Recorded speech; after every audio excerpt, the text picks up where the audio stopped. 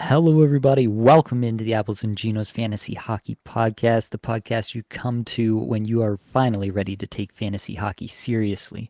My name is Groot Nibbelink. I'm the creator of Apples and Ginos, originator of the Zero G Draft Strategy. In this podcast, I am going to live draft a $100 buy-in Bangers Cats League. Are we ready? Let's get it.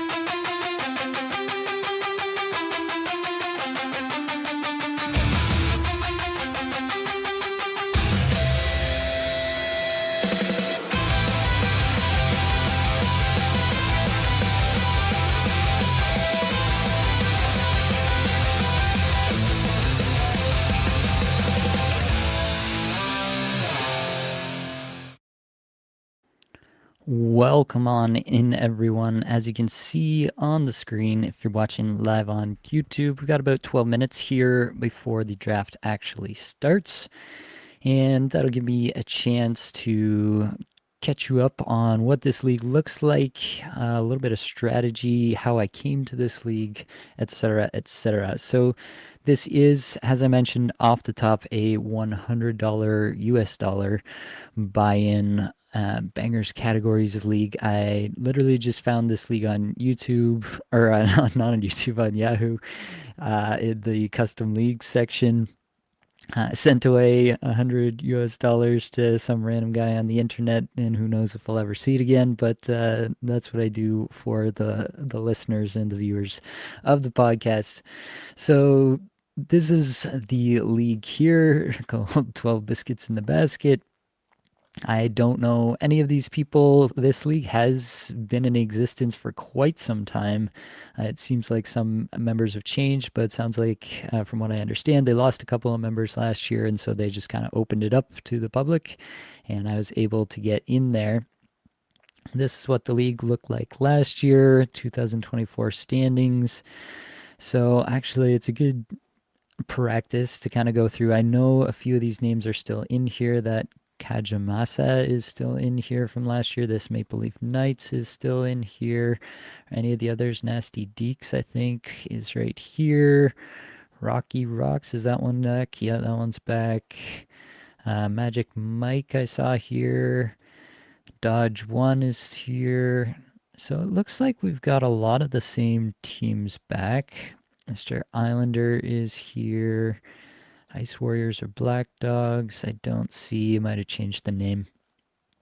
So it looks like most of the top players in last year's standings are returning. Looks like this Kajamasa character kind of ran away with the league a little bit. Had a 625 win percentage on the categories, which was well above anybody else. Next closest was 549, but ended up coming up short in the finals.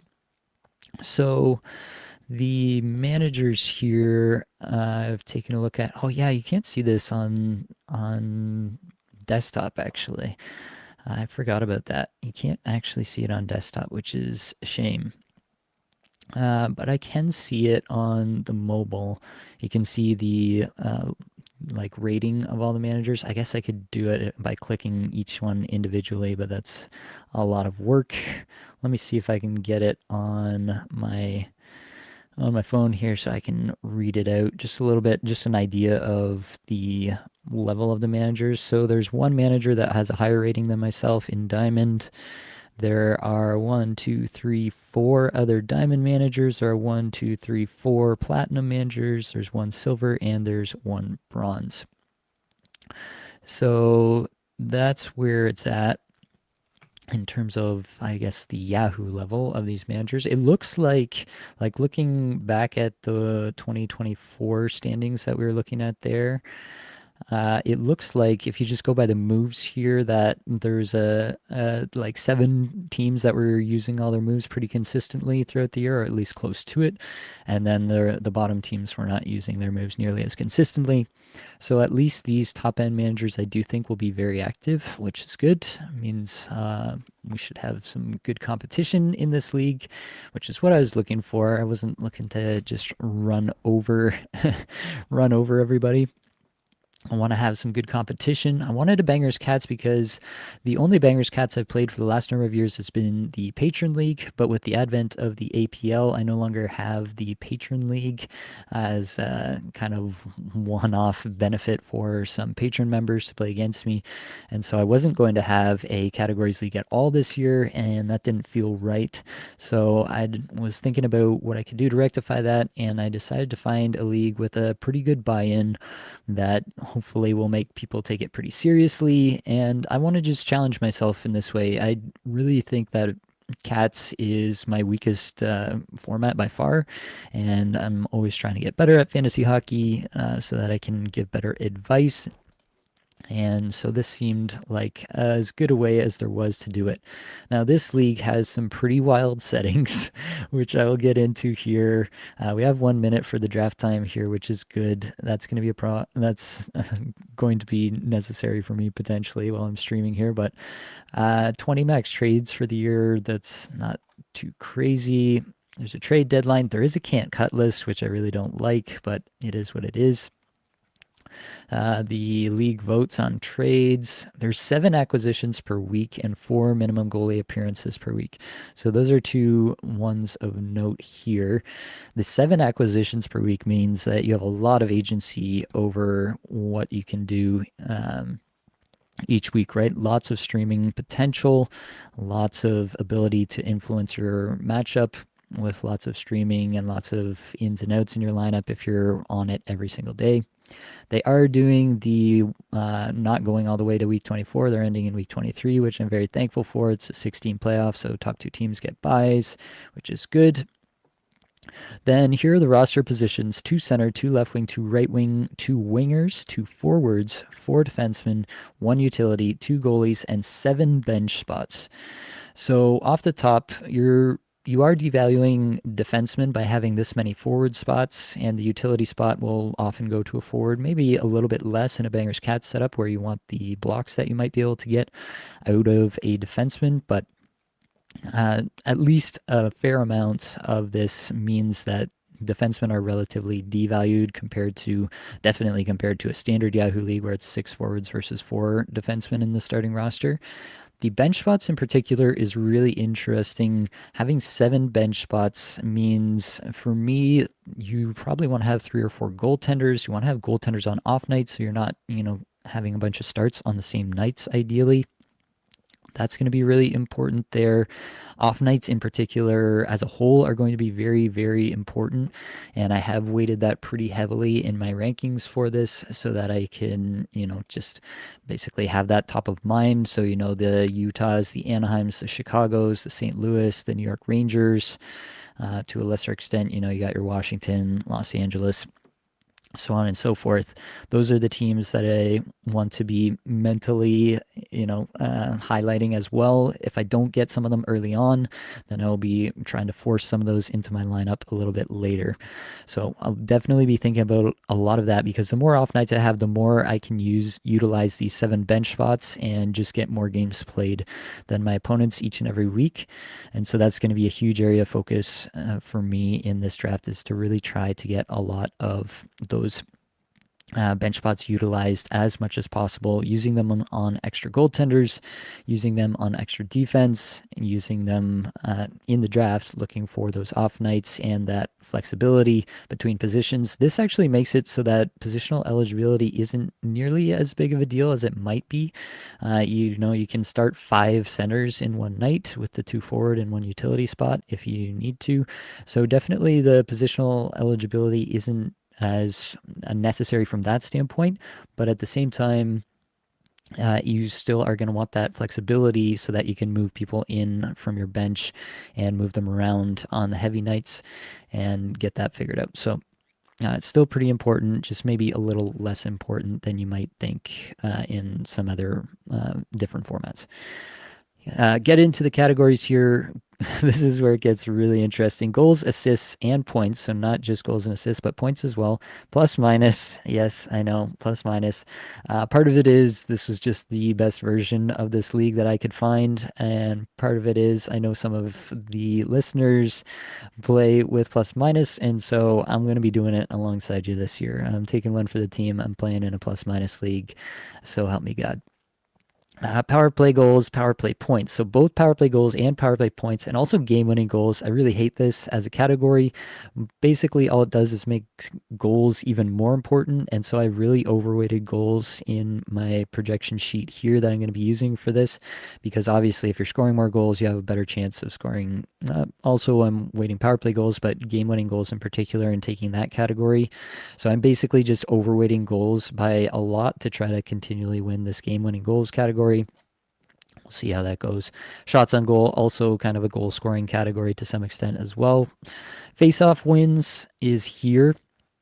So that's going to be a big focus. Obviously, trying to get winger eligible players who can take face-offs, win face-offs, so that I can get face-off wins from the winger positions. I'll be definitely trying to look out for some of those throughout the course of this draft. Hits and blocks as well. And on the goaltender side, there's only 4 goaltender categories here. Save percentage is conspicuously missing, but we do have wins, goals against average, saves, and shutouts. Again, shutouts kind of sucks as a category, but it is what it is.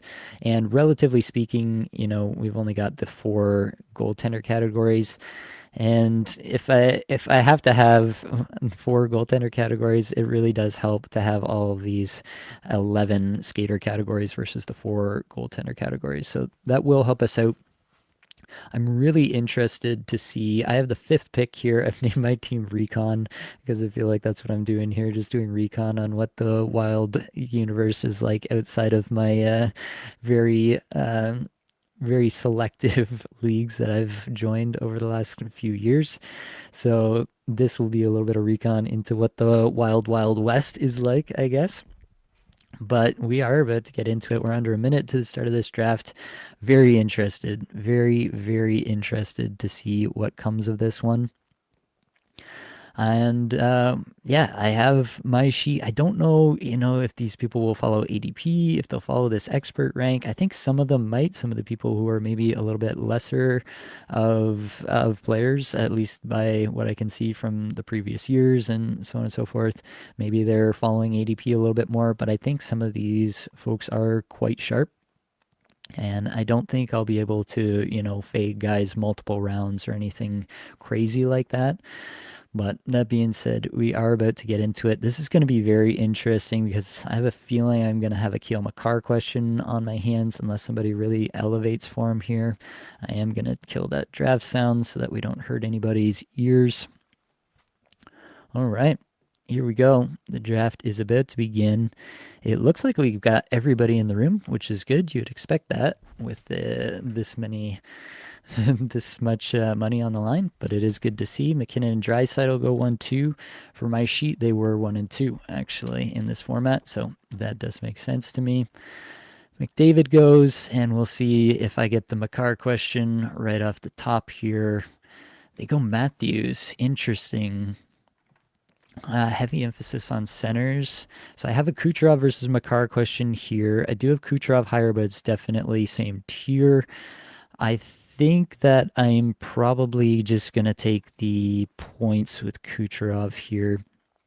Yeah, I just think at 5 you have to take Kucherov more times than not. I'm not going to be mad about having a Kucherov on my squads whenever I can. So grab Kucherov at the 5th spot. Kaprizov goes 6. Interesting. McCarr staying on the board. Maybe defenseman will get faded in this a little bit more. That would be kind of interesting. It makes sense a little bit, but as I mentioned, I did do, my own VORP analysis and everything, and McCarr still came out to 5th in this format, right above Matthews, basically, for me in this format with the VORP. So, yeah, it's an interesting spot nonetheless. We have 68 people watching. If you are enjoying this live draft and me trying to figure out this brand new environment, then please leave a like. That would really help us out. Let's see, we're going right down. This is a big decision for Mr. Islander. Mr. Islander is the commissioner of this league, but is also one of the lower end players from last year in this league. So we'll see how that goes. Are they going to time out? Ooh, that looked like a timeout. I'm not sure if it actually was, but it looked like it went to 0. All right. We've got Kale McCarr off the board at 7, and now it'll start to get interesting. I imagine we'll see Brady go soon. That would be a good pick. It's not quite as good as you might think in this spot. Pasternak goes. That's an interesting pick here. You know, don't mind it, but obviously he's not getting the benefit of some of the other categories here. The face-off wins particularly that seem to be valued, you know, by Matthews going this high. That'll be interesting to see for sure. I wonder what we will get. Some of these are going to be pretty interesting for sure. So we'll see what Maple Leaf Knights does here. Wearing the Maple Leaf loud and proud. Connor Hellebuck. Wow. That is a good one. That's a good one for me. I will absolutely take it when we get Hellebuck off in the first round. That feels pretty good to my sensibilities. Jack Hughes. Good stuff. Yeah, I'm not going to be mad anytime we get one of those. Connor Hellebuck in the first round. I will absolutely take it. I wonder if this will be a heavy goalie. That is one of the things I was most interested to see in this for sure, was how heavy goalies might go early and often. And to some extent, I do think you have to have some goaltenders in this because, like, otherwise you just won't get the volume to be able to compete. We do kind of get, this is a little bit ADP-ish. JT Miller is a good pick ahead of where ADP would have him, but right in line with where my sheet would have him. So that tells me that Rocky Rocks might know what's up for this format. I think that's very interesting. So we get Hellebuck off the board. Okay. Oh, this is fun. I enjoy new environments and finding out what, you know, the rest of the world thinks is always going to be interesting to me. So this is fun. See what the Hellebuck pick does here. Braden Point. That's an interesting one. I definitely have some others ahead of him. Well, let's see. We've got 3 more picks and then us. I think that Werenski's got to be in consideration for me here. I think there's, you know, a number of wingers and centers in the second round that you can go. If Werenski falls all the way to me at 2-8, I think I'd be hard-pressed not to take him there. Solidify D. Let's see. Kyle Connor goes. I don't think Connor is benefited by this format all that much, to be honest. He's a little bit further down the list in my rankings here. We will see what we can get here. Nylander goes. Again, Nylander's not, like, he's good, but he's not really helped by this format. The schedule isn't helping him either. The off nights. Sam Reinhart goes. So I think this is going to be Werenski for me, unless I really start to overthink it and find somebody else that I want to take. Werenski is the top of the board in the warp and everything analysis. Interesting. Hughes went 12. I don't think I'm going to get left behind at, like, I don't think all of my targets at forward are going to go before it comes back to me either. So I feel actually pretty safe taking Werenski here. So we'll go ahead and do that. Get our Elite D solidified. Shots on goal, obviously, as well. Big boost there. Crosby goes. That's basically a face-offs pick. Matthews and Crosby back-to-back. Just face-offs. I'm trying to lock down face-offs. Between those two guys, they have like 1,800 face-off wins probably this year. So maybe making an early play for that. Could be. Mitch Marner, again, not a player I think is elite in this format. Like, in base projections, Dylan Guenther comes out ahead of Mitch Marner for me in this format, which is pretty wild. He's getting helped a lot by the Utah schedule boost that I'm giving to Utah players. So that is definitely the main reason that Guenther might show up ahead of Marner in my rankings here. But like that just goes to show you A, how much Utah players I'm valuing them, but also B, how little I'm valuing guys who aren't even going to score 30 goals most likely this year. And Marner would have to have a pretty great season to score 30. He can do it, but even if he does, I'm weighting goal scoring so much in this as well that it's gonna be tough for him to compete. D is really getting faded. Usually we would see Dahlin, Forsberg goes. Usually we would see Dahlin and Bouchard in most places in the second. And to some extent, I think that's like a general fade on them is okay. But for them to go this far feels a little outlandish. Forsberg gets hurt a lot by Nashville's lack of off nights in this for me. So that is why he doesn't pop in for me as a potential pick. Suzuki gets pulled up. I wonder if we were just going to get all the face-off guys. Even he's not like elite of the elite in face-offs though. So that's an interesting one. Shesterkin, we get another goaltender. Love that. Let's keep that going. Shesterkin is better because of the off nights. So there's that aspect. Celebrini goes. And I'm going to have my pick of the litter when it comes to the players that I was thinking about. I don't think I'm going to go defense, even though Bouchard and Dahlin show up really highly for me here. I could go Panarin. Panarin would get me the off nights that I'm looking for. Robertson is the other big consideration for me here. But I think I'm going to go for the off nights and take Panarin.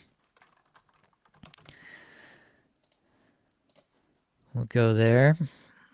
That feels pretty good. Panarin and Kucherov with Werenski on the back end as my first three picks. I don't feel like I'm hurting myself there. Obviously, I'm suffering in the hits right now. But that is, especially with the amount of ads that I get to make, 7 ads per week, I really feel like I could stream potentially 4 spots a week in this, have 4 streaming spots in this, and just use all of them on hits and blocks or even face-off wins, those peripheral categories. So to lock up this kind of high-end scoring production with the first 3 picks, I just don't think I'm going to be sad about that at the end of the day.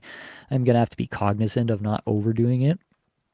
But I think overall I'm pretty okay with that.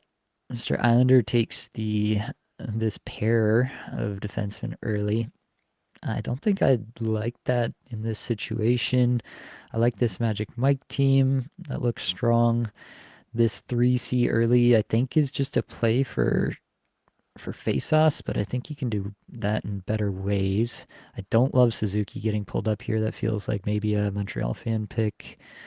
Forsberg, Boldy with McKinnon. Yeah, that's a great start. Boldy feels a little bit pulled up here. He should be more in this range or maybe even behind Panarin and Robertson for me. Aho getting pulled up here. Would definitely have some other guys that I'd like to take ahead of him personally. Interesting stuff, though. Thomas Hurdle really shows out in this for me. It's interesting to see what these categories really pull up in the projection sheet. But I'm very interested to see these teams with the early goalies too. What will they do? I was actually, after Hellebuck went off in the first, I was thinking that maybe we would get, like a run of goalies, like get the Ottingers off, get maybe Vasilevsky off. Maybe the fact that he hasn't done a whole lot in camp yet is cause for concern for some people, but I don't think it really should be. So these centers are getting valued pretty highly. There goes Vasilevsky. I'm going to probably want to prioritize some center at some point here. But like a guy like Nico Hischier I have ranked really highly here, and he's still kicking. Uh, if I had to pull him up to this 4 spot, even that would be fine by my board, just because he's going to win 1,000 faceoffs, and that's pretty valuable. I don't even have faceoffs valued that highly, but he's pretty elite at that, and there are not a lot of other guys who are going to be in that range. But I can still get like the Trocheks. Even Rob Thomas wins a lot of faceoffs. Bo Horvat is a great option late. Sean Monahan is projected for a lot of faceoffs. So there's definitely, oh, there goes Nico Hischier. So that's a really key thing. I've talked about this before, but when you identify somebody who is kind of more in line with your projections, your projection sheet, than like the consensus or what you might expect to see in a more conventional like run of the mill draft, then that to me is suggesting that that's a really sharp player. So I'm watching that one for sure. For sure. Kajimasa was the other one that I thought was the one who had the by far and away the highest percentage last year. It really looks like these people are going to prioritize faceoffs. I wonder if I should actually just punt faceoffs if they're all going to contest it this heavily. Because they're all going heavy on these. Clayton Keller goes. That was a guy that was pulled up for me because of the extreme off nights for Utah. It's pretty interesting. Dahlin is still on the board here. That's pretty crazy. They really are pulling up these centers and really, as a direct result, pushing down the defense. Dahlin in the 4th round. Value over replacement there is pretty huge. Bobrovsky goes. I like to see that. Like I said, I probably will have to toe the line just to get volume at goaltender at some point. Like if all the way down to like Vejmelka is actually a huge target in this because of Utah's off nights. But if we're going to get like Vejmelka, Decord, and Spencer Knight, like if those kind of guys are going to go off in the single digit rounds, which is possible given how this has gone so far, then I will have to toe the line a little bit just to, not get totally caved in on goalie. Just to have a floor, because yes, I can get lots of great goaltenders throughout the year, but everybody's going to roster a lot of goaltenders in this, and at least I assume people are going to roster a lot of goaltenders in this, and so Dahlin is still here. That is wild. Wow. This is a really tough spot for me because Dahlin feels like a home run on the VORP, but I don't really want to go extra defense. Jesper Bratt is still here. Elias Pettersson shows out in these categories. Jesper Bratt is hard to pass up. He hits too. But Dahlin feels insane to pass on Dahlin at 4.8. That is crazy. I don't think I can do it. Jesper Bratt or Dahlin? I'm taking Dahlin. I don't know. Am I crazy? Chad, am I crazy for taking Rasmus Dahlin at the 4.8? Oh my goodness. This is the most extensive defade that I've ever seen. And I don't think it's fully warranted. Like, yes, you can fill out your roster bangers with bangers D, and so the pool of defensemen that are usable and useful in this league is a lot deeper than a lot of others. So I do agree that there should be some D fade, but Rasmus Dahlin at 4.8, that just feels insane. And it's not like I still got Panarin at 3.5. I'm Jesper Bratt is still on the board, going to the back of the fourth, and he hits. Like, that's still a viable player. Elias Pettersson, who has really good category coverage and takes faceoffs. Obviously, takes faceoffs from a winger position, is still on this board. I assume that both Brad and Pettersson are going to be gone by the time it's my turn again, because I do think that this room is like relatively sharp overall, or at least there's enough people. There goes Brad.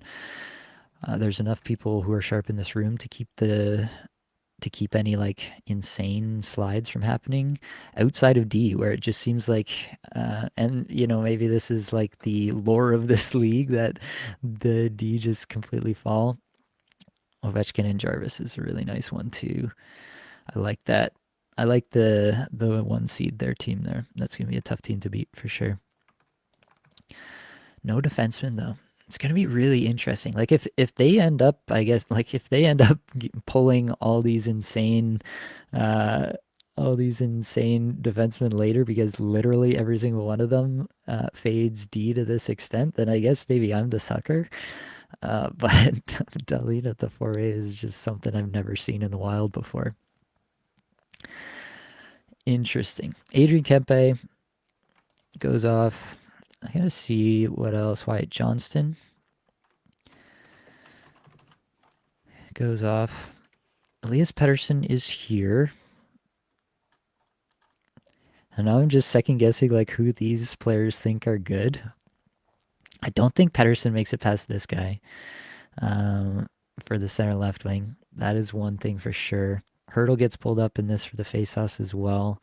Gunther would be another thought at this pick, but he is low on Yahoo. I wonder if I can push him to 6, even though he's ranked really highly in this for me. I think I might do the Pettersson route. Like the category coverage on Pettersson is actually pretty wild. So I think that's a good pick here. And Blake will be very happy to see me do that. We'll see if it's good. We just hit 100 viewers on the stream. If you are here and you're enjoying this wild ride that I'm on, then please hit the like button. It does help the stream out. This is pretty interesting. There are still a lot of centers. Like, Thomas Hurdle is still out here, center left wing. He is projected. So I'm using Dom's projections for faceoffs just because I don't project faceoffs. That feels like a crazy investment of my time to be. But Dom does project faceoffs, so I'm using his. And he has Hurdle for 600 plus faceoffs. Natchez is nice at this point.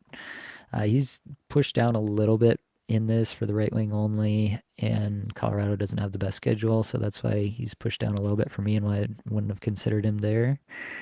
But yeah,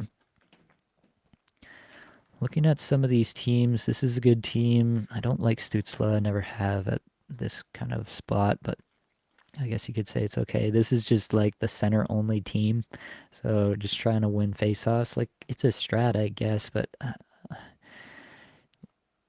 you also have to fill out your other positions, so that's going to be a problem. Hagel goes. I don't think Hagel is well suited to this format. He is pretty far down the list for me. He's in like the Holloway Nichushkin area of this draft for me, to give you an idea. So I'm not a fan of that. Overall, though, like, this looks okay. I don't love the Connor pick. That feels a little bit forced to me. I mean, it's roughly within the tier, but like, I would prefer Panarin to Connor straight up. So to me, that's a bit of a pull up on Connor. Kyrou, that feels a bit early to me. Yeah, he's definitely down the list for me. Raymond is good for power play points and covering that category, right? But still a little early for me. Definitely have other targets. I gotta look up some of these defensemen. Like Jackson Lacombe, his ADP is 119. Am I gonna get Jackson Lacombe at like 160 in this? Feels possible. All right, let's see what Rocky Rocks does. I think that this is a sharp drafter based on what we've seen so far. It is a super heavy C strat again, which, I mean, if you can cover everything else, then sure, like all things being equal, you want to compete in every category. You want to compete in face-offs. But I think you can, I think face-offs is also like a really streamable category. And so for that reason, I just don't know if that's like where you need to hang your hat. Uyghur goes off there. I would have taken Cider first, Hedman 2 maybe, Fox maybe. See if the D start to come off. This is a wild draft to me. Your second forward taken is Alex DeBrincat. That doesn't play in any format, but definitely not this one, in my opinion. This draft feels weak. This draft feels weak because of the goalies. I mean, yeah, both because of the goalies. I'm not a huge fan of this draft. I'm not a huge fan of this draft. I like, they're all good players. And yeah, you've got a lot of centers, so you've got a lot of faceoffs, but there's more to life. I don't know. Getting a look at this. This is an okay draft. I mean, you got McDavid, so that part feels good. I like 4 out of 5 of these picks. Suzuki feels like he went 2 rounds too early, at least. I like this draft. Getting a feel for the room. Blackwood goes off 6-2. Wonder if that'll start the next tier of goalies, or like I'm obviously gonna push goalies as far as I feel I can. Not really thinking about a goalie just yet, but maybe Dostal will fall because he's been dinged up in camp. Again, like I have no idea how tuned in these people are, right? Do they all know that Dostal's missed some time in camp here, even though he's supposed to be healthy, good to go? I don't know. It's really interesting. I think there is like an element of this is a really unique ecosystem where these players have played a lot of these players have played with each other for a long time, and they've built their own like ADP where they just don't take goal defensemen at all. Um, and that's just like how they do business. So I think there is like an element of that that's at play here, and that's why we're seeing what we're seeing. Yeah, like what's Kadri's ADP? Oh, Dylan Strome. Yeah, now I'm really hating this draft. That's a brutal pick in my opinion. Pretty tough to take Dylan Strome in these categories. He's not even a plus player. Yeah. Okay, so we're starting to get a feel for this. I think Mr. Islander, Maple Leaf Knights, and Corners are the drafts I like the least so far. But we do have these two who I feel are pretty sharp. Back to back here. Trocheck, if he stays on power play 1, is a good pick. If he doesn't, that's a tough pick. So a lot of plus or minus to that pick. I got to think about who I'm actually taking here. Again, there's defense that are really enticing to me. Mort Sider is still on the board. The hits blocks combo there. And plus power play points, pretty ridiculous, but I don't think I can take another defenseman. Mr. Allender takes a third defenseman, just leaning into it. Okay. I have like this draft outside of Stützle, who seems to be a pick that everybody likes except for me. Dylan Guenther is still here. Now I'm wondering how far I can push Guenther. Morrissey goes. So we're starting to get some defensemen. How is Morrissey going ahead of Cider in a Bangers Cats League? That's interesting to me. Who else ranks highly for me? Hurdle, Ehlers. I think I can push those guys. Kadri ranks highly. Who's up here in ADP? It's all defense. Let's just look at the forwards. Nyes, Batherson. Ehlers is up here. Meyer. This is actually pretty tough. I think I might go...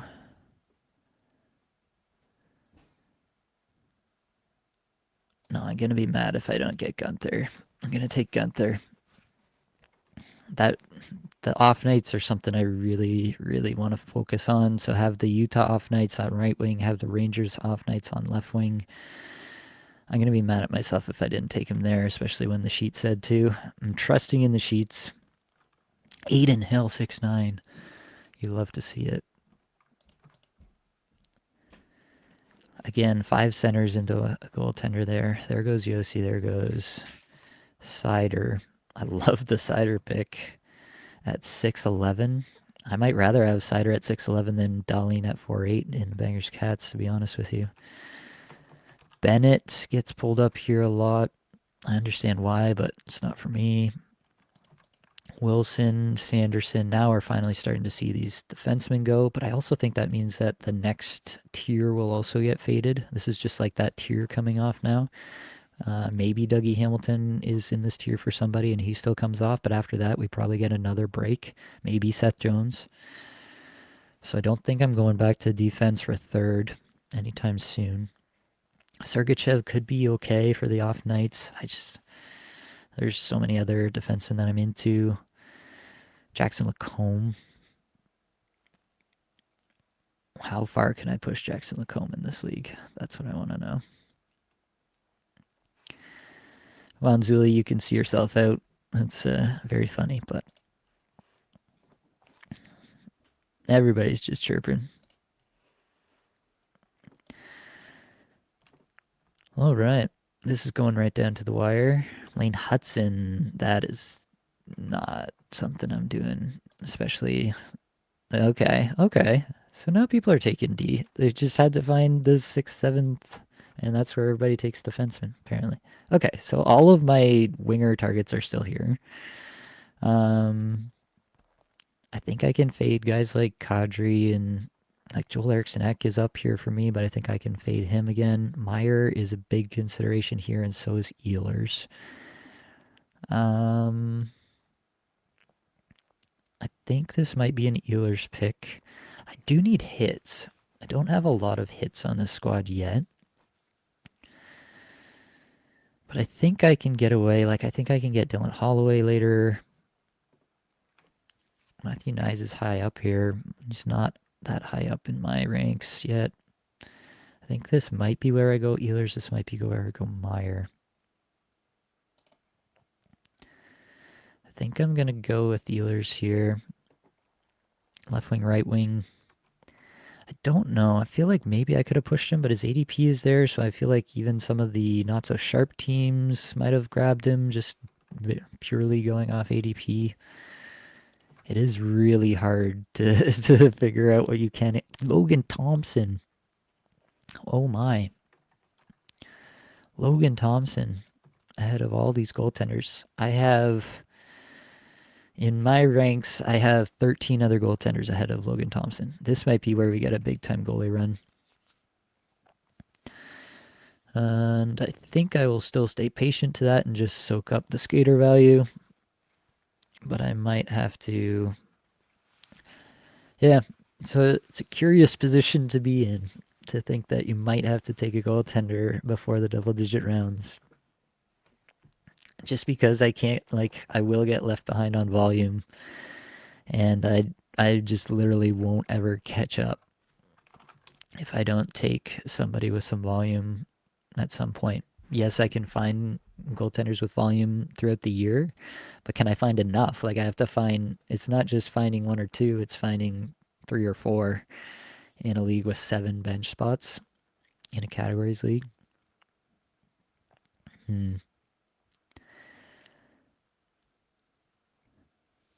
This is interesting. This is very interesting. Michkov goes 7-9. That's a pick I can get behind. Love Matvei Michkov.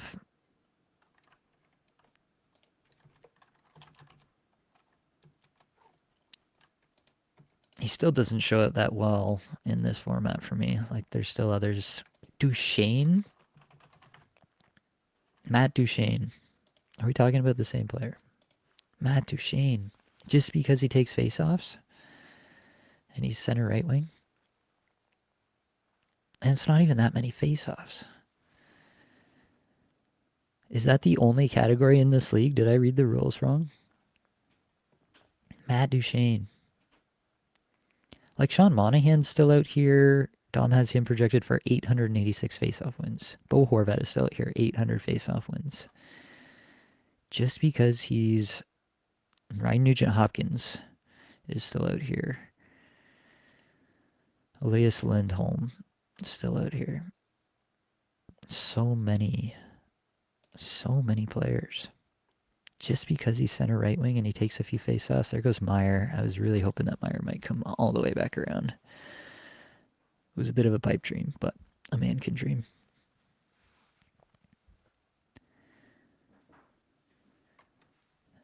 It really kind of feels like it might just be the best strat to completely punt faceoff wins. Because the centers are just so highly valued. Except by this team, I guess.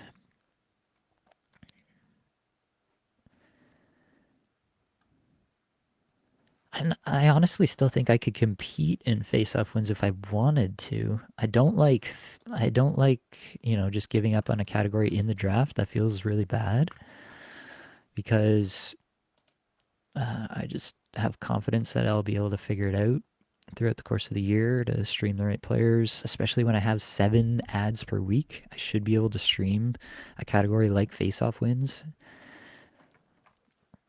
Unless they take literally every center in the league, which seems possible at this juncture. Huh. Interesting stuff, to say the least. There goes Hurdle, there goes Stamkos. Again, feels like winger face-offs getting pulled up a lot. Interesting. Like Barzal is still out here. He's going to play center this year. I don't know. I really don't.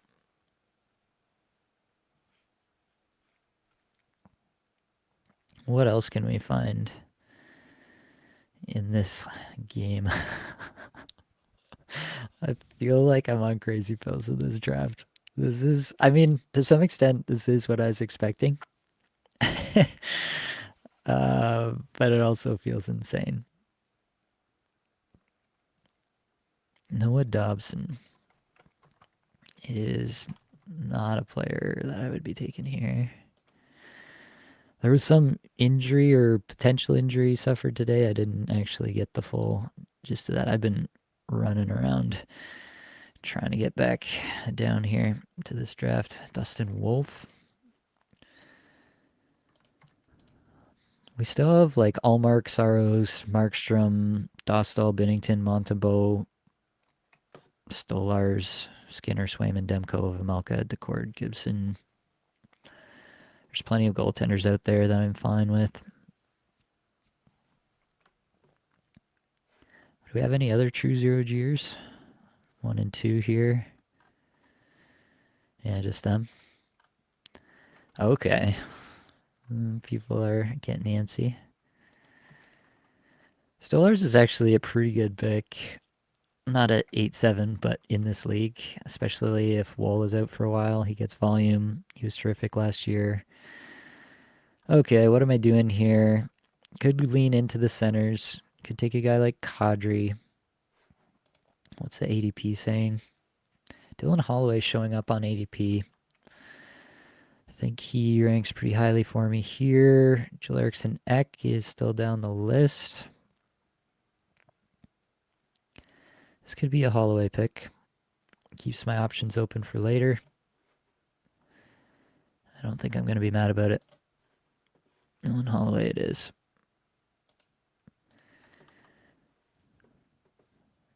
Dual eligibility. It's the name of the game. And St. Louis has good off nights. which is why he's showing up a little bit high for me. Joel Eriksson is here. It's pretty interesting too. Matthew Nyes, Anze Kopitar. Nyes doesn't show out that well, mostly due to Toronto not having great off nights. Kopitar getting pulled up to here is just insanity. The only thing you're getting out of Kopitar's face-off wins. There goes Allmark. There's a possibility that I could have considered Allmark in the 9th round had he fallen back to me.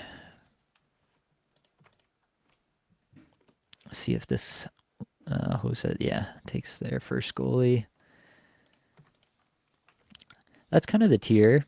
Now we're down to the Dostal, Binnington, Montembeaus.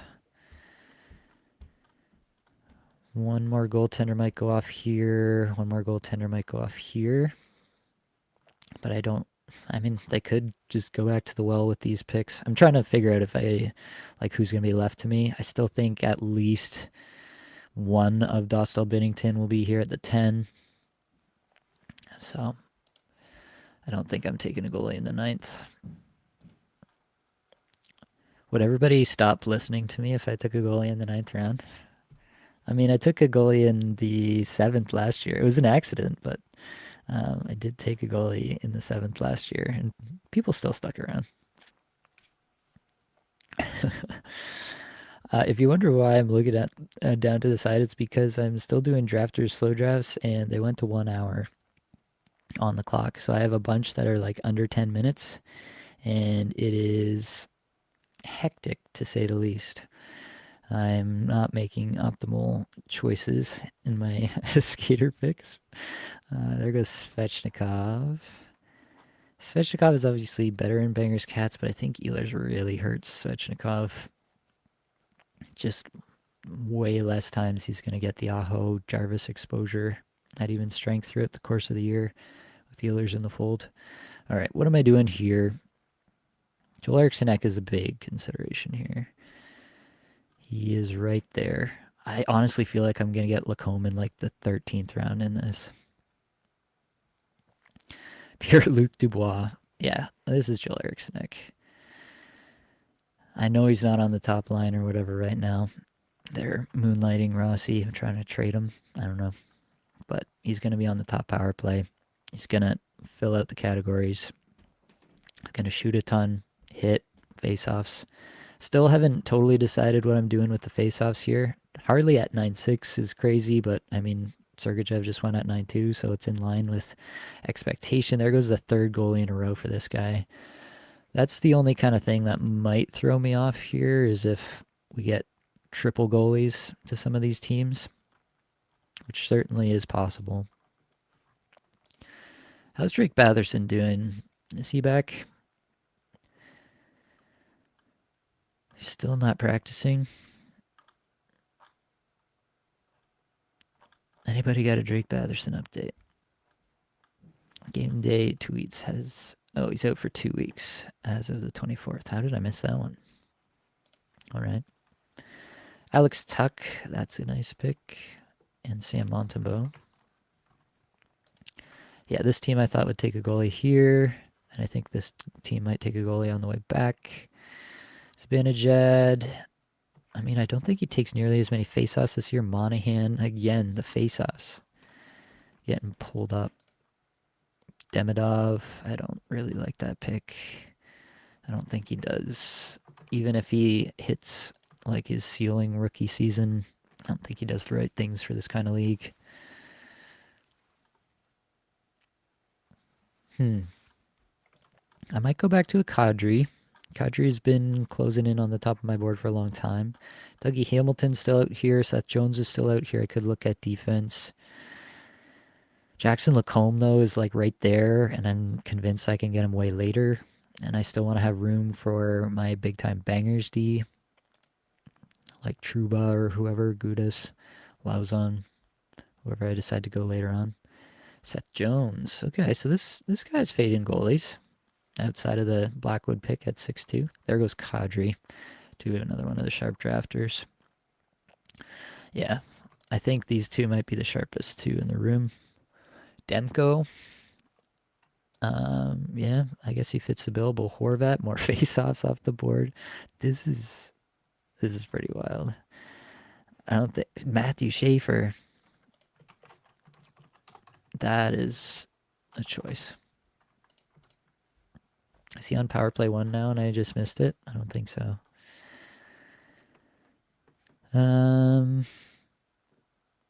Batherson could still be good. Zach Hyman could still be good even if they do miss time. Fill categories. Wingers. Are there any centers? Like Barzal is starting to show up for me. Logan Cooley is on the horizon because of the Utah schedule. All the major center targets are gone. I think I might just get forced into fading the center picks, and like if that's the way it's gonna be, then I'm just gonna roll with it. I'm not gonna force it. Okay, Batherson and Hyman are tops for me right now, but it's obvious why they're not going off. I think this is a Barzal pick for me, actually.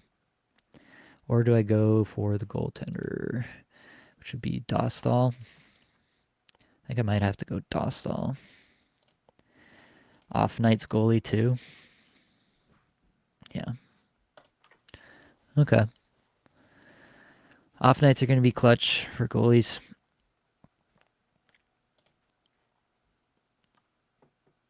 I successfully faded goalie more than everybody else in the league, so I feel good about that. Jeremy Swayman's still out here. Vamelka's still out here with the off nights.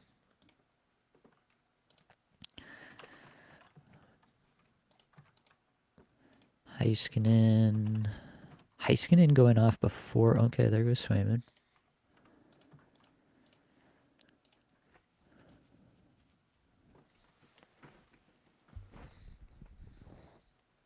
I feel like I've done pretty well up front.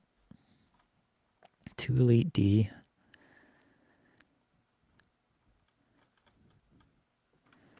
Decord. And Spencer Knight.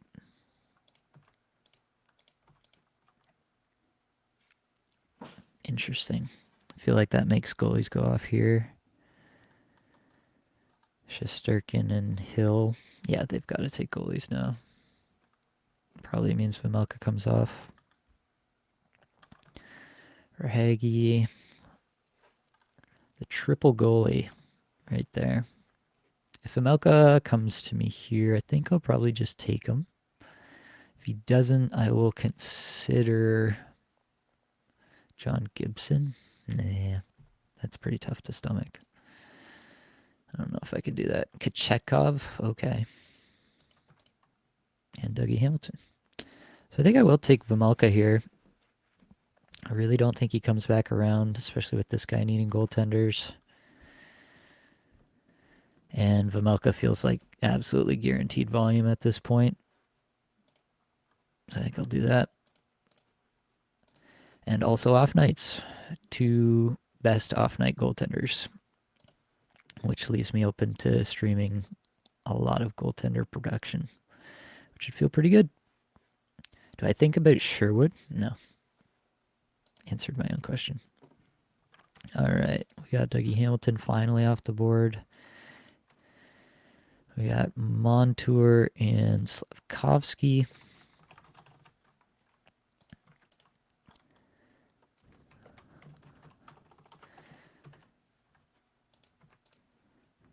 This has been a wild ride, to say the least.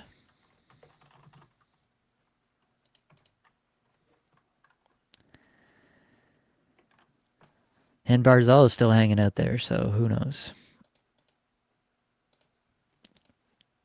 He's right here. If he comes all the way back, I think I'd have to take him. Pionk. That's an odd pick to me with a lot of other more interesting names still on the board. The one thing that taking those 2 Elite D early has really made me feel free to do is to fade this mushy middle of D that I've talked about. a fair bit. So that part feels pretty good. Mason McTavish. I've got to save some room for a Tri-Terry in my life at some point here. He's definitely not tailor-made for a Bangers Cats League, but still going to need that in my life. Josh Norris is going to be a nice target, I think, here. Maybe the plus-minus hurts me, but hits, face-offs, if he's line one. Could be a cheap way to get myself back in the face-off game. Could be very interesting indeed. Let's see what we get here from these two. Let's see, are these guys going off nights? Keller. I don't think it's been like a major consideration. Frederick Anderson, I don't really like that. I just don't think there's enough volume to warrant it. Like, I think I'd almost rather have like UPL. There goes Barzal. That sucks. That was going to be a dunk. That was going to be a dunk if he came back. Fantilli. Marchenko's still out here. Guess he's not a center, so we can't draft him. Absolutely not allowed. Dylan Cousins. Pretty interesting in Bangers Cats with face-offs. I think he's center only though, right? Cousins? Yeah.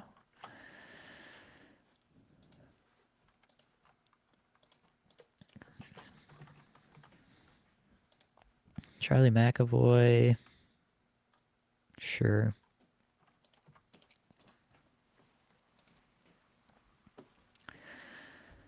How does Neil Pionk go before Charlie McAvoy? That's a question. And Jackson Lacombe. I have to add Jackson Lacombe to the queue just so I can't possibly forget about him. Somebody's going to take him, right? I'm going to just I'm going to try to push him too far. That's what's going to happen. There goes Batherson, who I think is a good pick here.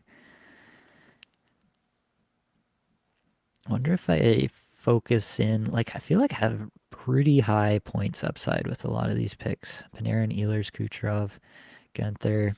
I have some periffs, Holloway, Eriksson Ek. Gonna need some big time blocks at some point. There goes Kiefer Sherwood.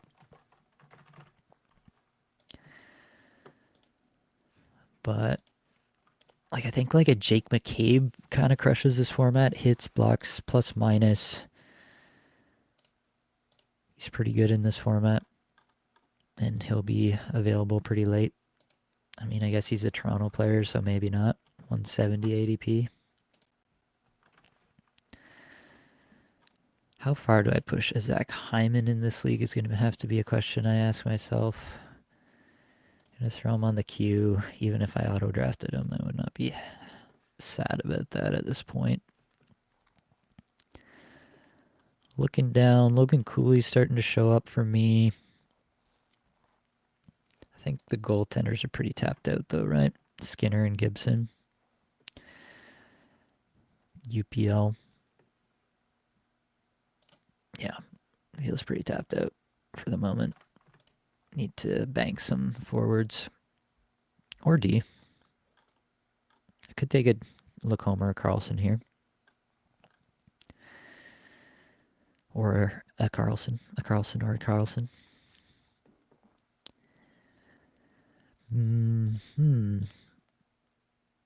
Raquel is not bad in this format. Probably going to hurt me in plus minus. Askarov. My God. Okay. This draft does not inspire joy. Magic Mike. There goes Cooley.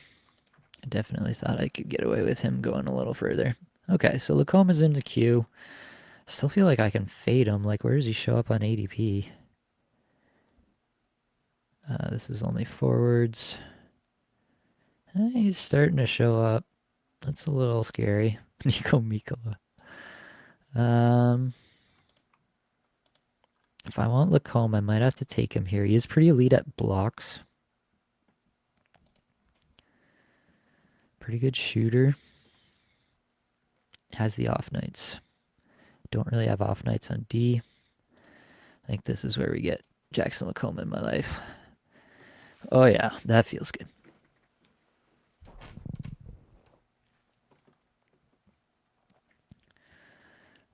Stuart Skinner and Ryan Nugent-Hopkins. I feel like I'm settling into this draft a little bit. The early, like I feel like I at least kind of understand how weird it's going to be and how I'm not going to agree with the picks and who might make weird picks. Like that part at least I feel like I've kind of got figured out. So nothing's nearly as shocking to me anymore. Okay, so Lindholm and O'Reilly. Not hard to figure out what they're targeting there. But I still don't like, I don't know. I still just don't know if that's what you need to be going for. Lackanen. I think with the third D there, I can fade D until I start to see like a big time banger D go. Like when Gudis goes, then I might jump back in and try to get like a Truba or something.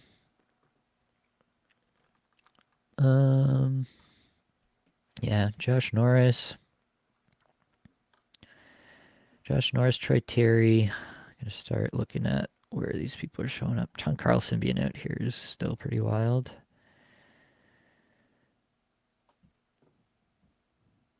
Pretty interesting. Will Cooley is a monster. I like that man a lot. Off nights, top 6. Landeskog is somebody I should have an eye on. Just throw some guys in the queue that I won't be mad at if I do happen to auto somehow. Okay, who do we get there? Jenner and John Carlson go. Okay. So Raquel is showing out a little bit for me here. Center, left wing, right wing. Some shots, some hits. That part looks good. Marchenko is still on the board. Is that true? No. I just missed taking him off the sheet. Yeah, Landeskog is starting to show up. Landeskog. Ceiling's pretty high. Dylan Cousins. I think this might be a Cousins spot. Cousins, shots, hits. Should be on power play. I think this is a Cousins spot. I think we do that. Boone Jenner just went. Feels like a good spot for Dylan Cousins. Like that. And again, I'm just like, I feel like I'm toeing around the edge of the face-off wins. Like I know I'm being left behind on paper, but like I still feel like I could potentially Wedgwood goes. I mean, I guess if he's injured, then sure. If Blackwood never plays a game.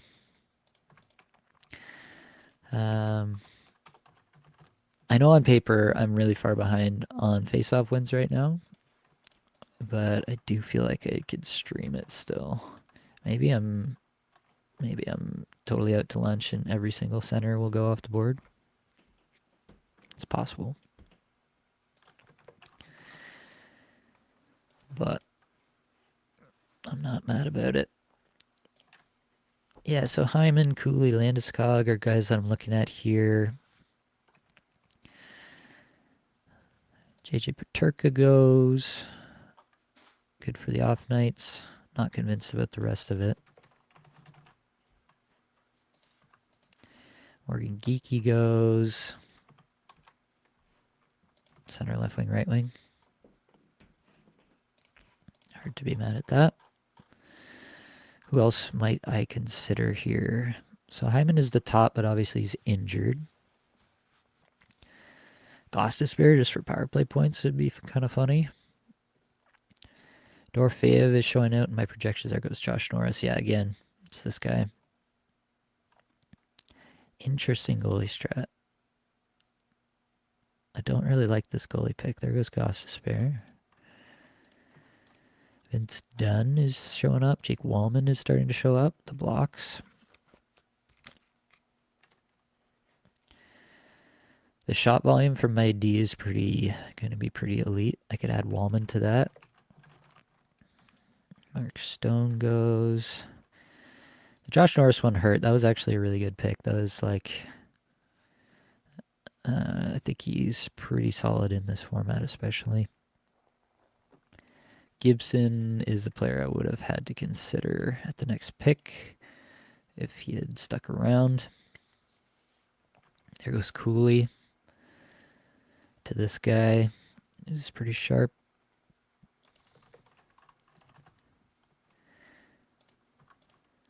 So yeah, I think we might start to get into some of these banger D pretty shortly.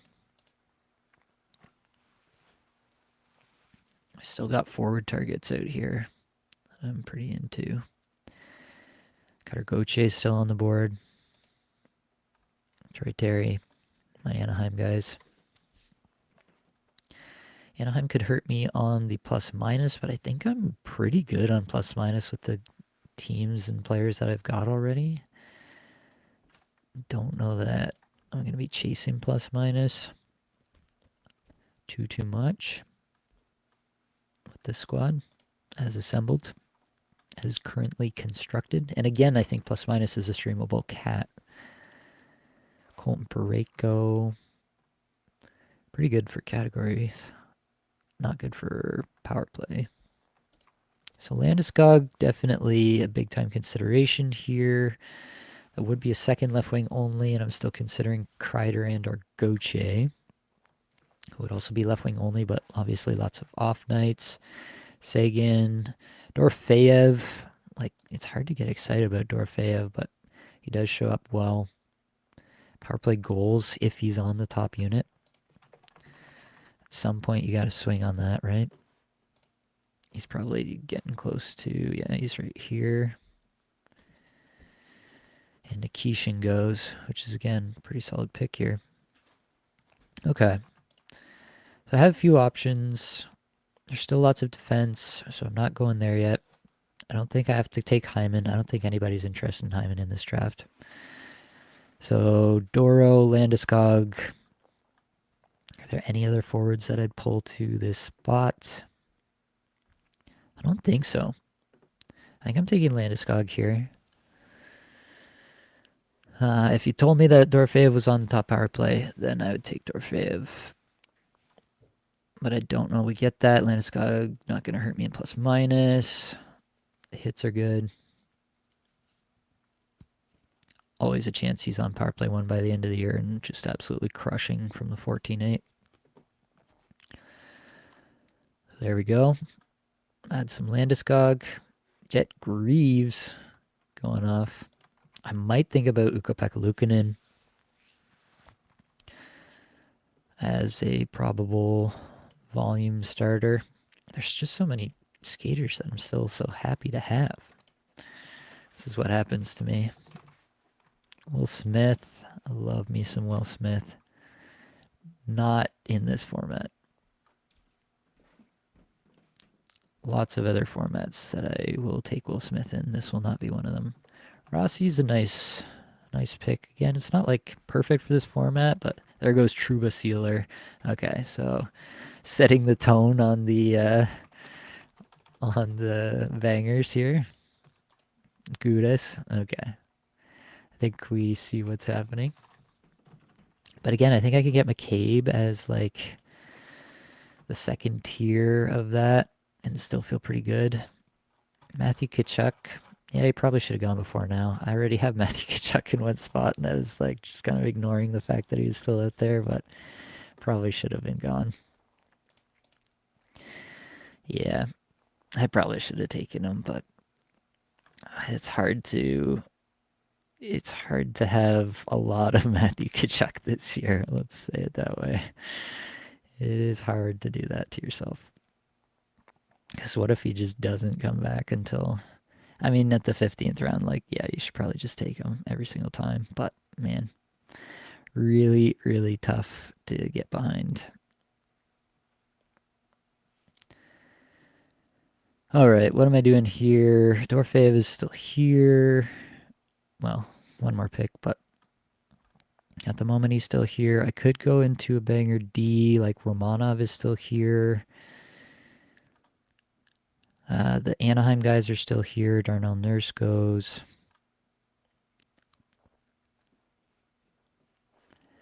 What's the ADP saying? Dorofeyev, but he's probably still falling.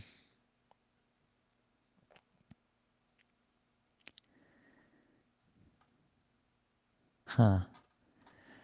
None of my targets are really showing up just yet. There is an NA spot in this league, so Luke Hughes I can actually draft and put on NA, which is really nice, except for the fact that this is Bangers Cats, which is the antithesis of what you want for Luke Hughes. I think this is going to be Dorofeyev, unless something really jumps out at me in the last second. Yeah, I just got to take that swing. If he gets back on the power play and Marner and Eichel are feeding him 1Ts, like he could have 20 power play goals, and yeah. It's just an upside pick. The 15th round getting Dorofeyev. Yeah, it's worth it. The shot volume, is going to be solid enough that he's not going to be like a complete dead weight on my roster, even if he's playing down the lineup.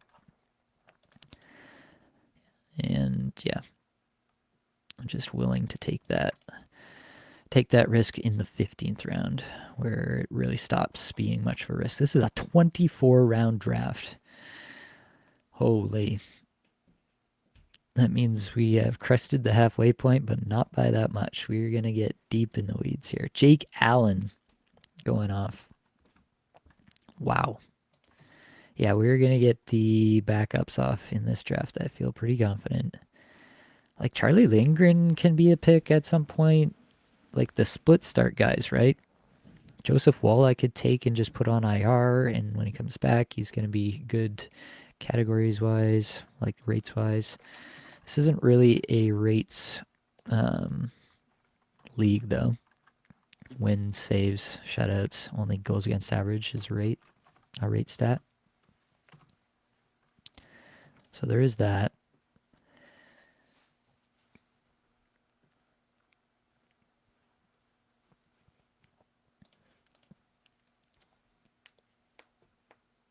I feel like it could get really weird down here.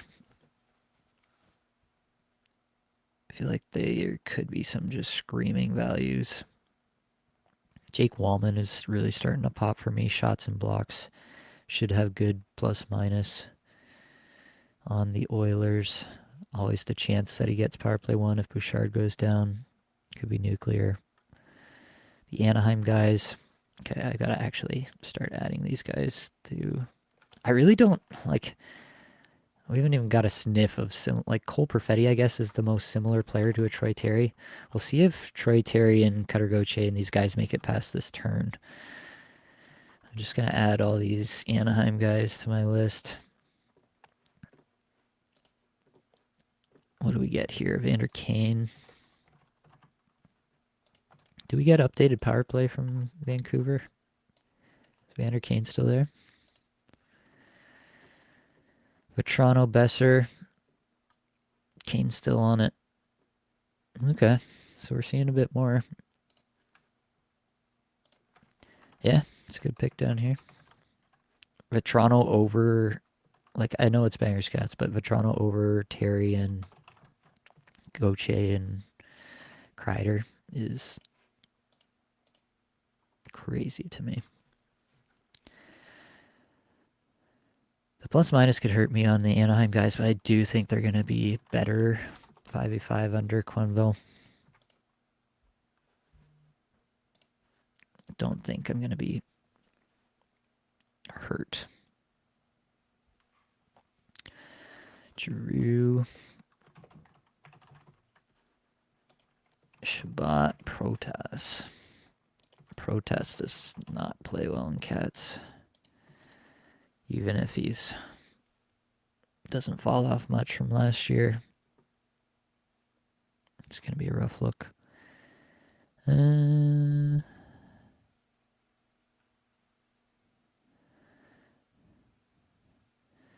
Toffoli. Toffoli's been hanging out near the top of my ranks for a couple rounds already. But the Anaheim guys are above him, so I haven't really been looking at them. The other thing I have to consider is if I'm just going to take UPL, get some volume again. People are really starting to fade him. Like, we're getting backup goaltenders here. Gibson goes off. Feels like everybody's... I just don't think I can fade these Anaheim guys any further.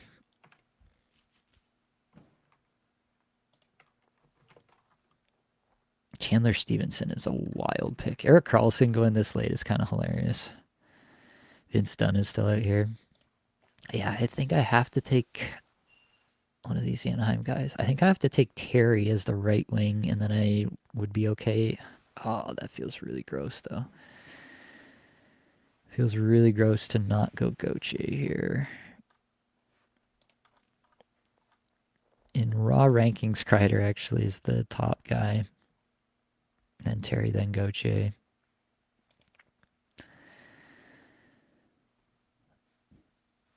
I think the right move is to go Terry, but my heart says I gotta go Gauthier because otherwise somebody's gonna take him. These guys will take him. I want Gauthier. Do I? Do I want Terry? I don't know. That was the wrong move, probably. I just feel like Troy Terry's more likely to fall to me than Gauthier, and what I really want is both. I probably should be thinking about UPL harder, but it's really hard to take Ukko-Pekka Luukkonen when Troy Terry and Cutter Gauthier are on the board. Oh, man.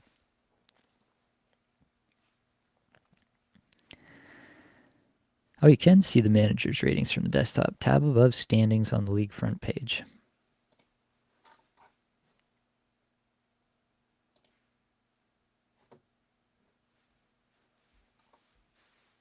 Oh, ratings and levels. There it is.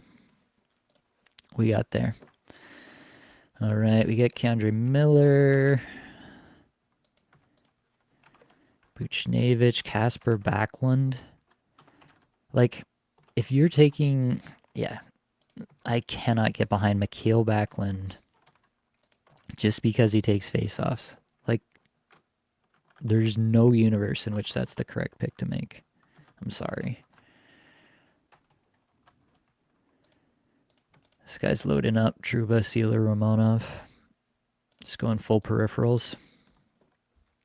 I mean, it's a strat.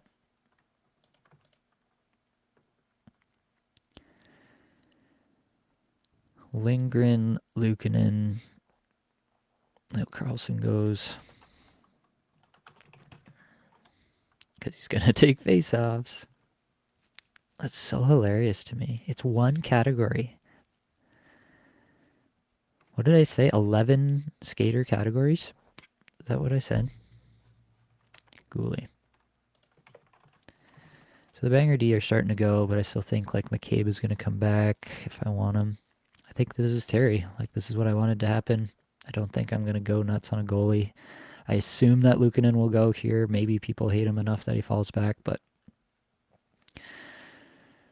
Gauthier Terry. Let's go. These Anaheim off nights. I've got 4 Anaheim players on this squad. That part feels weird. One of them is defense, so it's not as bad in terms of the overlap. And obviously one of them's a goalie with Dostal, but yeah, it does feel weird. There's no two ways about that. I'm barely staying ahead of my drafters picks on the side here. Keep looking down and there's 2 minutes left. Drafting while I'm drafting. Gotta do what you gotta do. I have drafted some pretty heinous teams on here. I have drafted a Hellebuck Vasilevsky team on drafters, believe it or not. There goes Hyman. Yeah.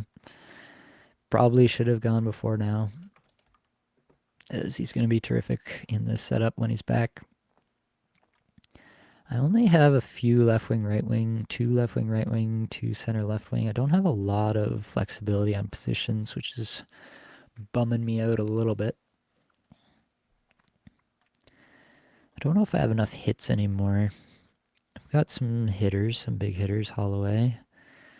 And Eriksson Ek hits, Dahlin hits. Who am I missing? Cousins.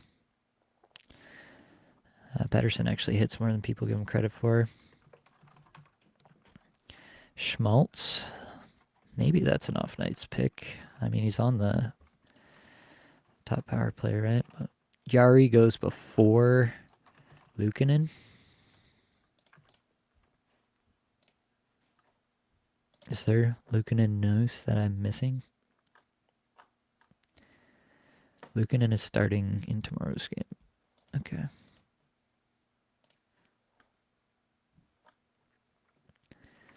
Drew Doughty. Gross.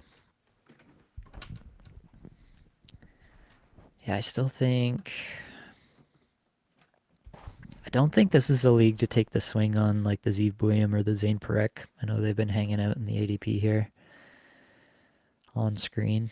Luke Hughes at some point I have to think about. Vince Dunn. Okay, Vince Dunn finally goes. Thank you to the sharp drafter. Jake Wallman still being here is kind of punching me in the face a bit. Where is Wallman? Oh yeah, Bishal. I gotta think about him. Has he been... I haven't followed Dallas's depth chart enough to know if he's been in the good graces with the new coach. What do we got? Bishal playing with Lyubushkin. This was pretty much a full lineup, no? As long as Bishal...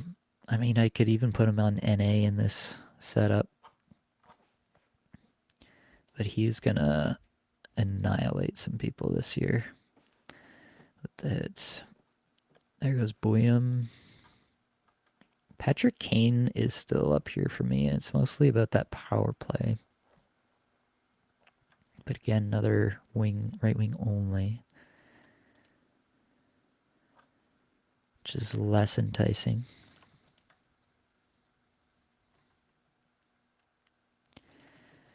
Kent Johnson is a great player. Not ideal in this format. Anderson, just no upside. I'm not into that. Marchment, that's an odd one for me. And Barbashev.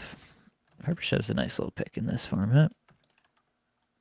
I don't know if I'd take him above some of these guys. I think this is Jake Wallman. Again, the goalie, though. Are these people done with goalies now? Is that what we're seeing? This guy's got 3. This guy's got 3. This guy's got 3. This guy's got 2. This guy could take UPL. How mad would I be if UPL goes off?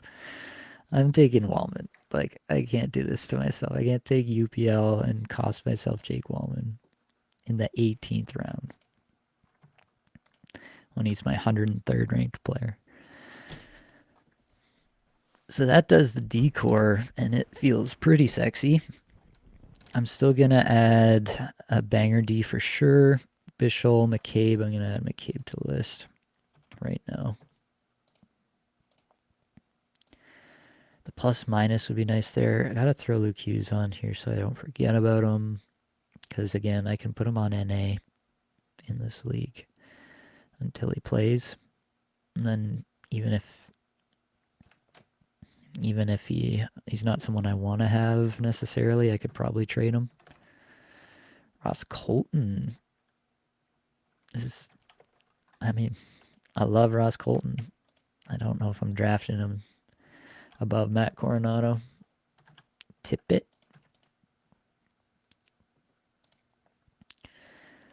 Who else we got? Like Braden McNabb's still out here.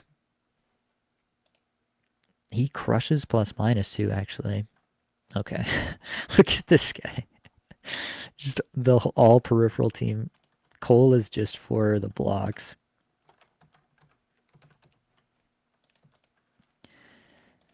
I mean, Ian Cole might not have a job. That's crazy, man. This league. I'm gonna have some fun in this league this year. Oh boy. Jake Neighbors, sure.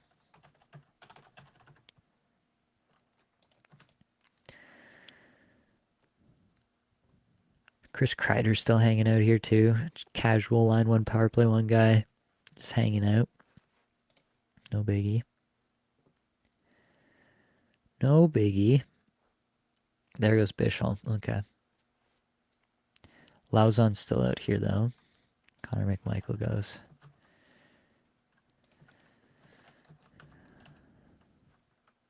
Okay. So I think this is probably where I take McCabe. Again, UPL though. I just feel like I can replace a McCabe, but at the volume goaltending is probably what I need to do here.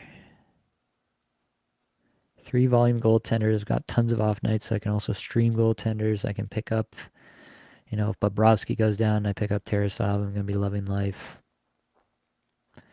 Charlie Lindgren is probably the only other goaltender I might actually draft, because he's probably 50-50 and we'll get decent rates. Lankinen, I guess. No. Got to see what that split is first. Line A. You could not pay me to draft Patrick Line A. This setup. I guess the power play goals, because we have power play goals and power play points. But he's not even on power play 1 right now.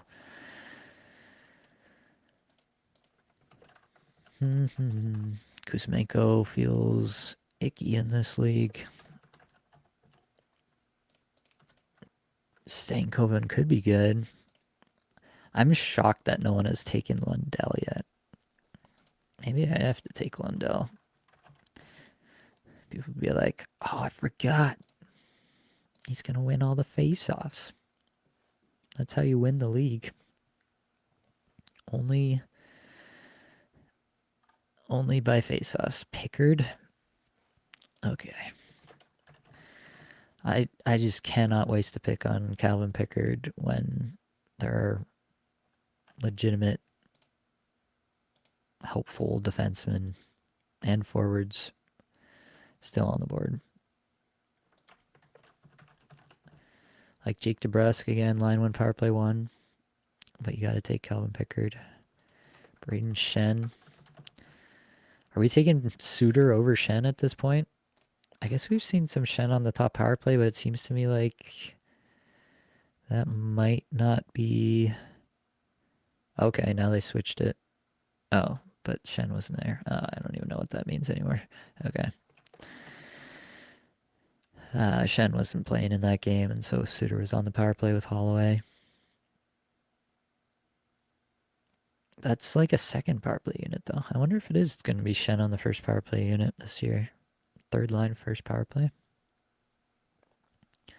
Could be. Malkin. Because he's a center. Because he's a center.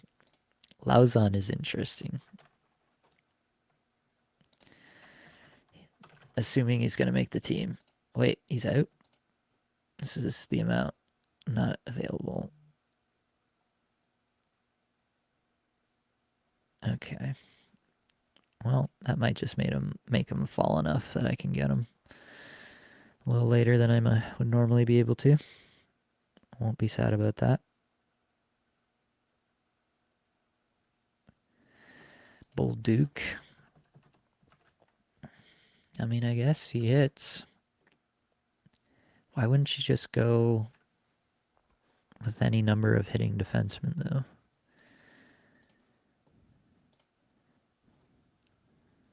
Zadorov. Dylan. Clifton might actually play enough to be really relevant, but his plus minus is probably going to be atrocious.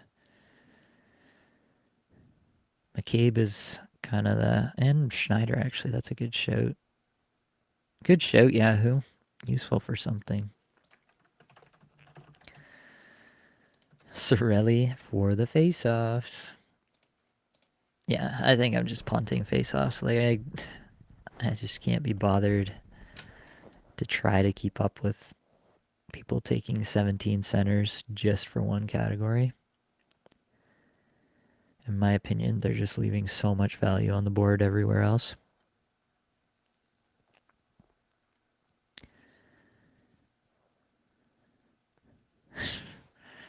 Hosehead's probably hovering over the draft button on Lauzon, salivating. Yeah, most likely.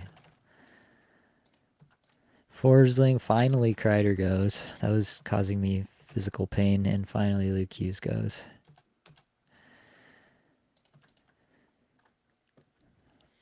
Yeah, I think I might take Lauzon here. Big time hitter. I've got so much blocks. I think it's worth it to take Lauzon for the insane hits. Yeah, let's do it. So that's my 50. I do anticipate that I'll roster 6 to 7D most of the time. Most likely. It's still up for debate. If I'm not wasting streaming on face-off wins, then I'm probably trying to lean more into streaming hits and blocks, which obviously lends itself. Just don't do this to yourself in a draft, please. Daniel Vladar. That's just possibly painful. Okay. Yeah, I think I will be leaning into the defense streamers. I have Lacombe here, good off nights, which will help me open that up a bit. Lingering goes. That was the goalie pick that actually made some sense. Tanev and Pospisil. Again, why are you taking Tanev when McCabe's on the board? So I think I might take McCabe here. I think he could legitimately stay on my team the entire year. There goes Lindell. Shocked that he didn't go. The face-offs. Will someone please think of the face-offs? No one has considered face-offs for this entire time.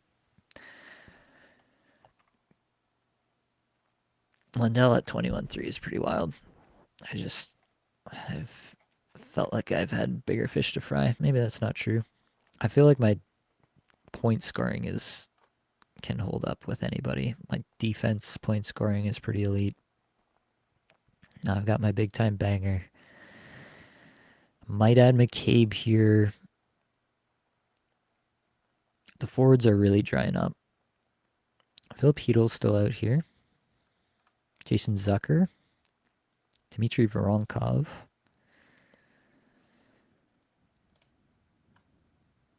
Zegras is still out here. He takes face-offs.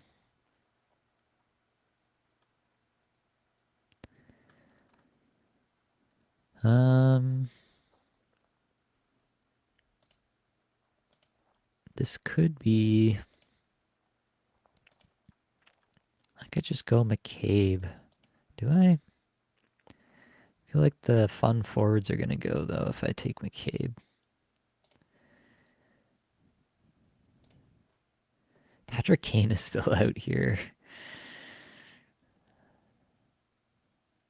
Nazar's still out here. I think there's still a few fun forwards.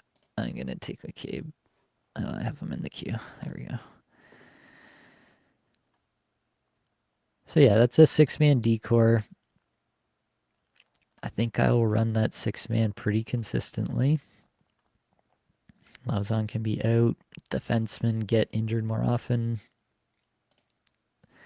And I think defensemen will be... I mean, everybody's going to be highly rostered. Every known player will be taken. And we'll see. I'd be shocked if Kane gets back around these two. But if he does, then I'll take him. Cam Fowler's still hanging out here because he does nothing for these categories. power play, I guess, but definitely a different kind of draft. Teravainen, I don't know if I can get there, but the power play should be all right. Veronka, Michelli, Lafreniere is actually a big shout. Why is he not gone? Oh, I didn't think of him before. Why is he not? He should be popping in this sheet a little bit more. The Rangers off nights.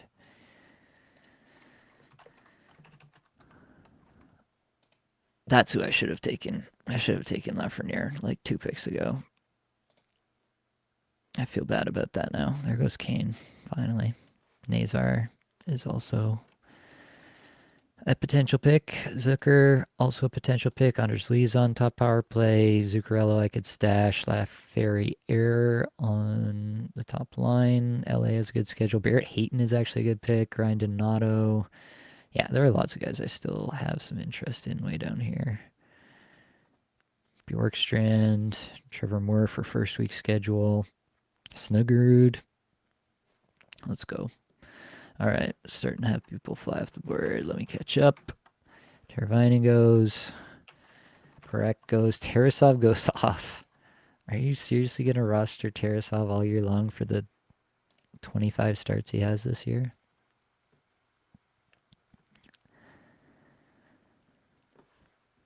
Blake is screaming for Svechkov. Is he still on power play 1, Blake? I haven't seen power play stuff. It's still power play 1. Oh no, that's still from the 23rd. That's the original one. I just don't know, man. It feels like the first guy to get moved off that power play as soon as like Evangelista signs or somebody. Zegras was an interesting one I was going to think about.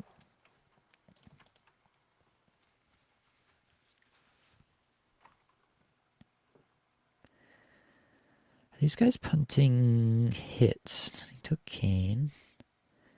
Took Cooley. McAvoy, Batherson. Jones.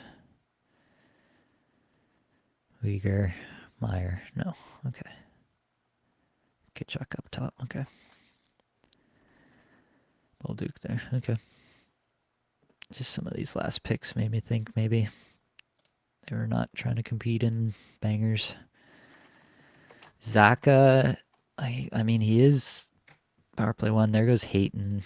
Hayton is a good pick. Off nights, playing with those. Playing on the top power play. Even if he doesn't stick, it is worth it for the early going. Marilainen going off. What is happening? What is happening?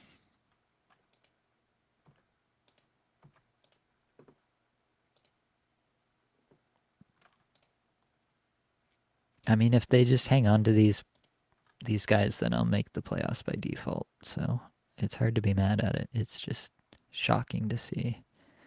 Sam Renzel is still out here. His plus minus could absolutely crater me.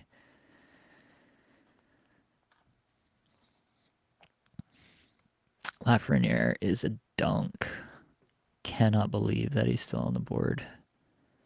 What was his ADP? His expert rank was 244.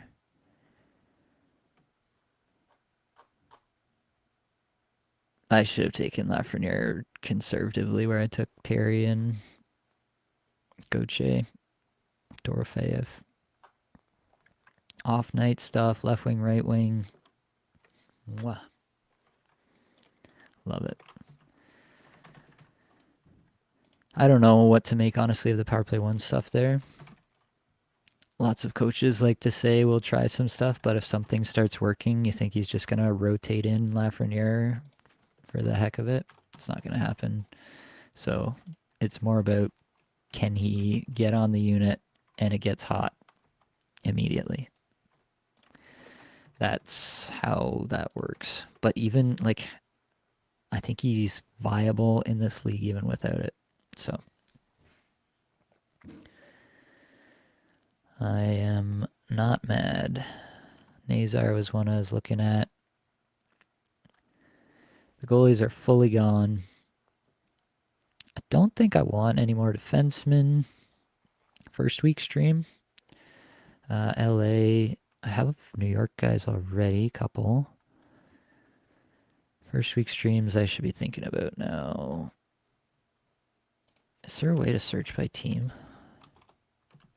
No, there's not.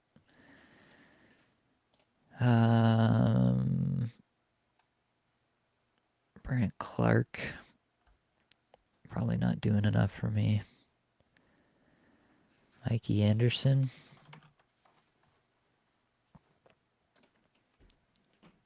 Add him to the list. Who else is out there? CC Edmondson. I don't think Edmondson's good enough. Do I have one more skater shot in me? I think I take Trevor Moore here for the first week stream. And then come back with the Mikey Anderson, probably. Snuggerud is shouting at me. LaFerriere's still here, actually. I could do that one. Yep.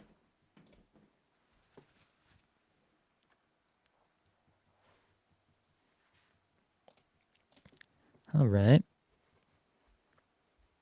There's still guys out here that I'm into. But, you know, you gotta have your Max Siplikovs, so. Like Voronkov, Michelli, Zucker, Lee. They're line 1, power play 1 players out here. Bjorkstrand, this is probably going to be more or Mikey Anderson for me. Going to value that first week stream a little bit higher, especially with 7 ads. How am I going to use 7 ads in 6 days? I don't know. Oh, actually, I might draft Zuccarello and put him on IR and grab somebody else. That might be the move.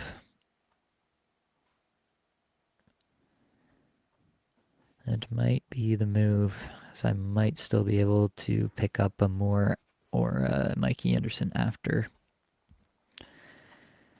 Yep, I think I'm probably going to try to draft Zuccarello. We'll see how this goes. Like, I see that all these people were using all their moves, but I'm still, like, not sure how much they're, like, streaming and streaming well. Like, are they just picking up a new guy every day and that's how they got to using all their moves? Or are they actually, like, being strategic and using, like, 3 to 4 streaming spots and finding good goalie matchups to try to win goalie categories? That part I still haven't seen, right?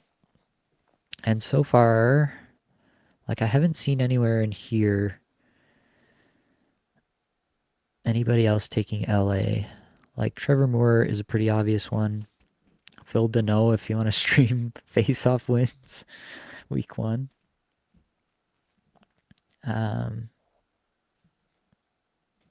Weird. So they might just not be... They might be active, but not deep that way. They might have good projection sets. They might have good takes on players. These two teams, as I've mentioned, I think have made some pretty solid picks for the most part. I don't really love the back end that they've constructed for the most part. But, like, overall, I like their teams a fair bit. But yeah, if they're just going to hand me primo first week LA streamers and not even contest it, then I'm going to take Zuccarello here, put him on IR. Free square.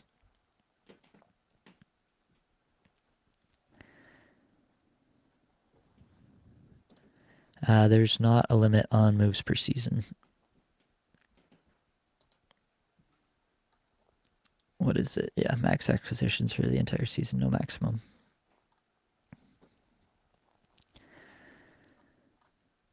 Well, if they take Zuccarello now, I'm going to be kind of pissed. Because that's got me feeling smart about stuff. I can get rid of all of these guys. Can't believe Filipino is still here. I know he's power play too, but still. Connor Garland. All right, there he is. Zuccarello. Put him on IR. Pick up Moore Anderson. Bob's your uncle.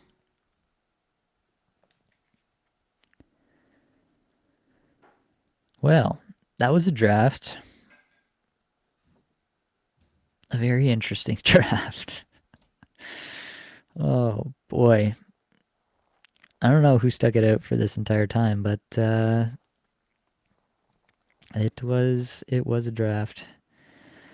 I couldn't find my own name because I named this team Recon because I'm cool like that. All right. Well, actually, it's easier to look at in this view, isn't it? Let's look at the team as constructed. Nikita Kucherov, Zach Werenski. Oh, what is happening? Okay, please make your pick so that it doesn't bump me. Okay, draft is complete. Now we can do it. Nikita Kucherov, Zach Werenski, Artemi Panarin, Rasmus Dahlin at the 4-8. I could not pass. Elias Patterson at the 5-5. Multi-cat coverage. Really popping for me in this. Dylan Guenther, Nikolai Ehlers, Dylan Holloway, Joel Eriksson-Ek. Why is it doing that? Scrolling me down. Lucas Dostal, Karel Vejmelka, Jackson Lacombe, Dylan Cousins, Gabriel Landeskog, Pavel Dorofeev, Cutter Gauthier, Troy Terry, Jake Wallman, UPL, Lozon, McCabe, Lafreniere, Laferriere, and Zuccarello. Close it out. I actually don't know. Did players go on waivers after this? Or are they immediately on free agency? Oh, they're immediately on free agency, so I should do this immediately. I should put Zuccarello on IR+. I should put Wallman on IR+. I should put Dorofeev on IR+. All these guys. I mean, Panarin's going to be back. There's no point. And then I can just add players. Because they're all on free agency right now. That's crazy. Now I can search by teams. I can go add Trevor Moore. And I can go add Warren Fogle. And I can go add Mikey Anderson.